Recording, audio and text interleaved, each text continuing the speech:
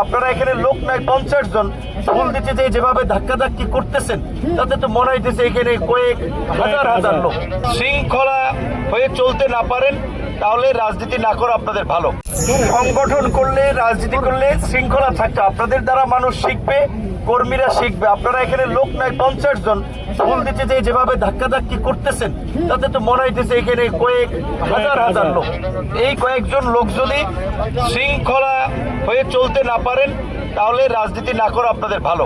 কারণ আপনারা তো সমাজের নেতৃত্ব দেবেন, মানুষের নেতৃত্ব দেবেন। তাহলে আপনাদের মধ্যে যদি সেই নেতৃত্বের গুণাবলী না থাকে যে নিজে পিছনে গিয়ে আরেকজন সহযোদ্ধাকে প্রয়োজনে সামনে দেবেন, নিজে কষ্ট করে আরেকজন মানুষের পাশে দাঁড়াবেন, সেই মানসিকতা আপনাদের মধ্যে আমি দেখতে পাচ্ছি না। সরি, রোজার দিনে আমি খোলামেলা মুখের উপরে আপনাদের সাথে এই কথা বলতে বাধ্য হচ্ছে। এই কারণে এখানে পুলিশের লোক আছে, কতগুলো লোক আছে, আপনারা কয়টা লোক আপনারা অনুরোধ করছেন দেখে আমরা দাঁড়াইছি। আমরা দাঁড়ানোর আগে কিন্তু বলে নিয়েছি যে রাস্তা যেন বন্ধ না হয়, কারণ আমাদের কারণে যেন অন্য মানুষের কষ্ট না হয়।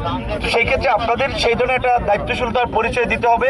বিশেষ করে এই গণ অভ্যুত্থান পরবর্তী রাজনীতিতে মানুষ চায় একটা পরিবর্তন।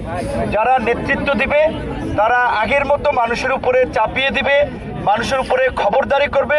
মানুষ এই রাজনীতি চায় না। এইটা এই জুলাই গণ অভ্যুত্থানে গণপ্রতিরোধের মাধ্যমে মানুষ দেখিয়ে দিয়েছে যে মানুষ জনগণের নেতা চায়, জবাবদিহিতামূলক রাজনীতি চায়, জনবান্ধব রাজনীতি চায়।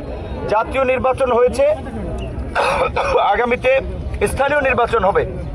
আপনারা জাতীয় নির্বাচনে যেমন বিভিন্ন প্রার্থীর জন্য ভোট চেয়েছেন, স্থানীয় নির্বাচনে আবার আপনারা যাবেন।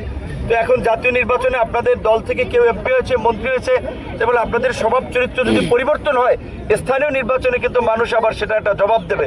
কাজেই আপনাদের প্রতি অনুরোধ থাকবে, আমরা জনগণের প্রতি যে জনগণের রাজনীতি করার জন্য একটা নতুন বাংলাদেশ বিনির্মাণ করার জন্য যেখানে সকল নাগরিকরা দলমত নির্বিশেষে তাদের মর্যাদা এবং অধিকার নিয়ে বাস করবে, দেশে আইনের শাসন থাকবে, আইনের দৃষ্টিতে সকল নাগরিক সমান সুযোগ লাভ করবে, কোনো মানুষ আক্রান্ত হলে আইনের আশ্রয় লাভ করবে।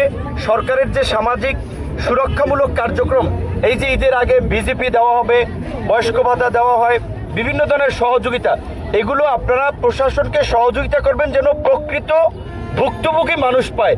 দেখা যায় প্রতিবন্ধী ভাতা নেয় ভালো মানুষ, এইগুলো যেন না পায়। এখন অন্তত আপনারা ইউনোকে ডিসিকে কমপ্লেন দেবেন যে এই লোকটা ভালো, এই লোকটা সচ্ছল, সেই সহযোগিতা পাওয়ার যোগ্য না, তার এটা বিবেচনা করেন।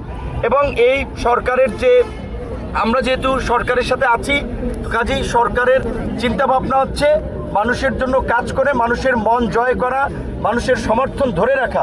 আপনারা দেখেছেন ইতিমধ্যেই সরকার প্রত্যেক উপজেলা ইউনোদের মাধ্যমে খাল খননের জন্য লিস্ট চেয়েছে। তো আপনাদের যদি চোখের দৃষ্টিতে থাকে যে এই খালটা খনন করলে এই এলাকার কৃষক উপকৃত হয়, ফসল উৎপাদন ভালো হবে, আপনারা সেটা ইউনোর কাছে তালিকা দেন যে এই খালটা আমাদের খনন করা দরকার। এই সরকার যেটা কমিটমেন্ট করেছে যে ফ্যামিলি কার্ড, মানে প্রত্যেক মানুষকে যে 2,000-2,500 টাকা করে সহায়তা করা, সেটা ইতিমধ্যে এই 10 মাস থেকে শুরু হবে। এই সরকার কমিটমেন্ট করেছে যে কৃষক কার্ড, সরকার তার কমিটমেন্ট অনুযায়ী মানুষের পাশে দাঁড়ানোর চেষ্টা করতেছে।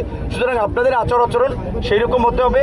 আপনারা আজকে দাঁড়িয়েছেন রোদ্রের মধ্যে কষ্ট করে, এটা আপনাদেরকে ধন্যবাদ জানাই। আর একটু শৃঙ্খল হতে হবে এবং একটু সুশৃঙ্খলভাবেই কার্যক্রমগুলো করতে হবে, নাহলে তো মানুষ আপনাদের ডাকে আসবে না, মানুষ আপনাদেরকে সম্মান করবে না। তো ধন্যবাদ সকলকে।